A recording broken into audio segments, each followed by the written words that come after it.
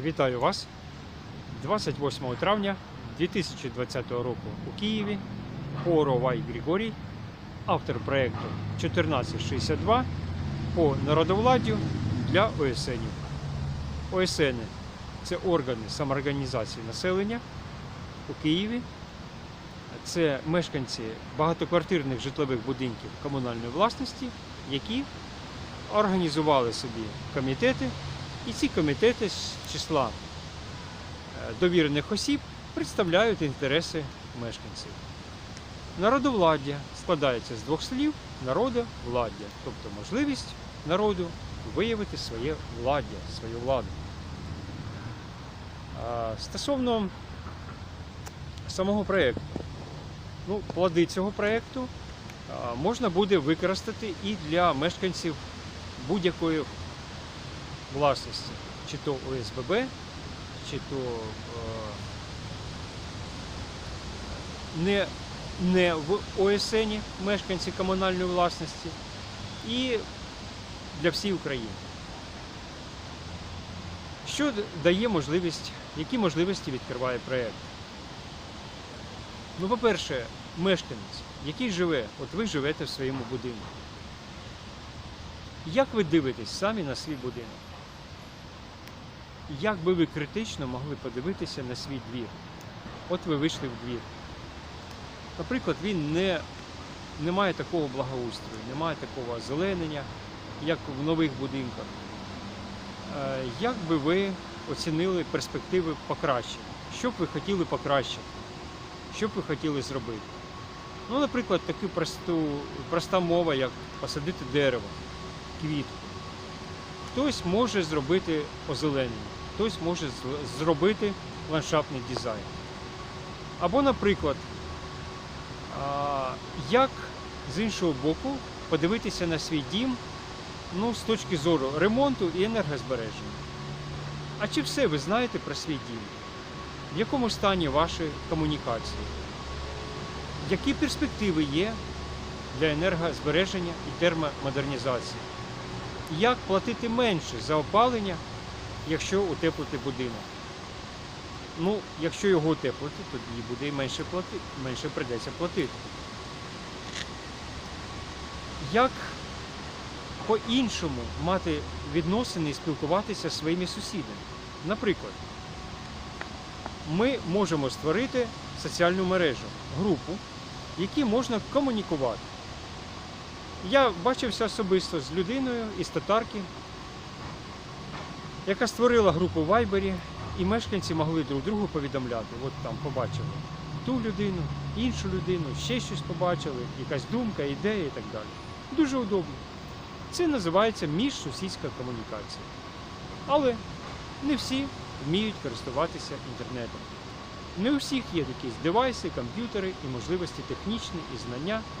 Тобто люди різних вікових категорій, різного віку і різних знань і досвіду і можливостей.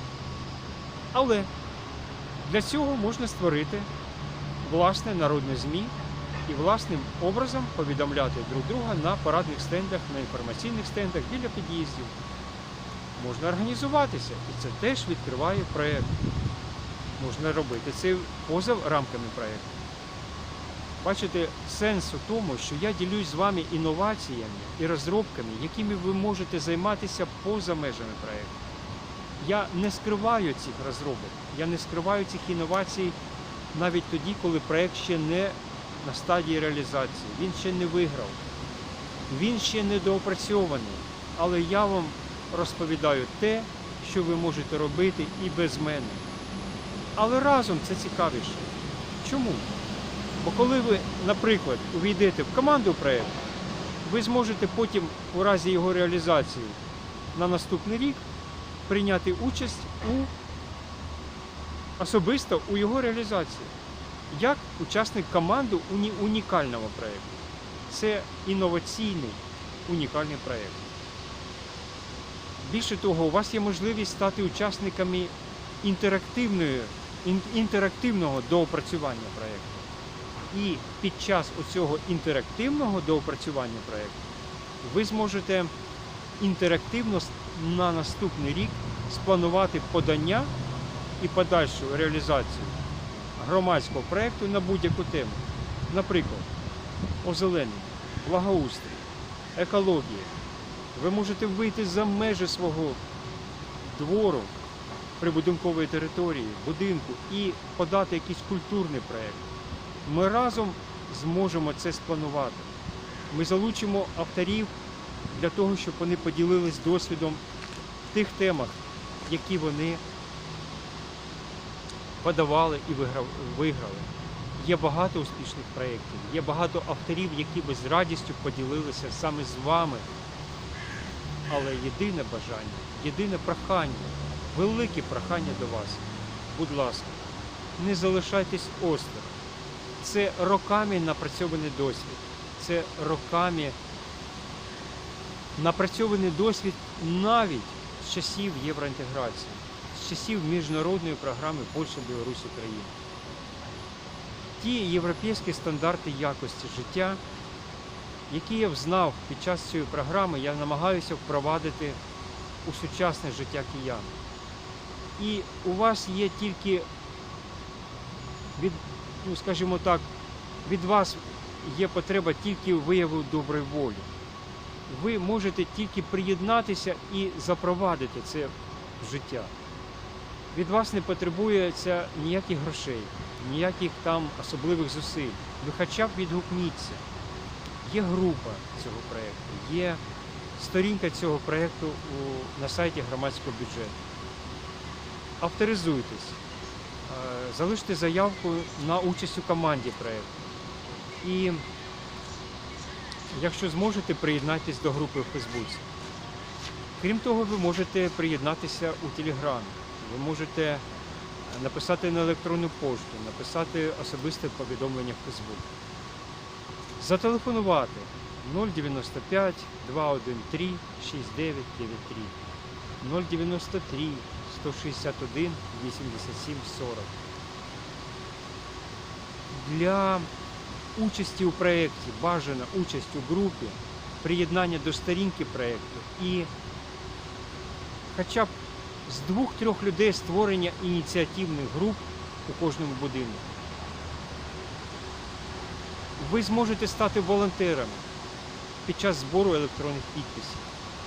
Ви зможете допомогти і залучити своїх сусідів і допомогти виграти цьому проєкту. І більше того, допомагаючи собі і цьому проєкту, ви допомагаєте програмі Київської міської адміністрації, Департаменту суспільних комунікацій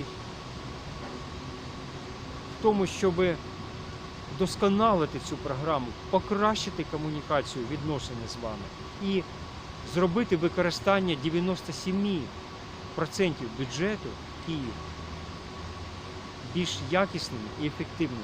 Тобто громадський бюджет акумулював 3% бюджету. Але якщо ми зараз відпрацюємо всі нюанси цього проєкту, інноваційного, системного проєкту і впровадимо його, то це послугує тому, що міська державна адміністрація Києва зможе більш ефективно розпорядитися своїм бюджетом по відношенню до ваших потреб, до якості вашого життя. Тому вже не від влади залежить, а від вас. Нам треба змінити полярність свого погляду. Так, ми звикли стереотипно дивитися на недоліки влади, але зараз мова йде про нашу ініціативу, про нашу доброволю і про те, що наша участь змінить стан речей на краще. Саме від нас залежить це. І я дуже прошу не залишатися байдужими. Я вас дуже цього прошу. З найкращими побажаннями, Боровай Григорій. 28 травня 2020 року проєкт громадського бюджету 5 конкурсу номер 1462. Знаходите сайт громадського бюджету. В розділі проєкту знаходите ГБ-5. У пошуковій графі завдаєте цифру 1462 або словосполучення народовладдя ПСН. І далі заходите на сторінку проєкту, залишаєте заявку на участь у команді або просто переглядаєте його зміст. Успіху нам, вдачі, всього найкращого.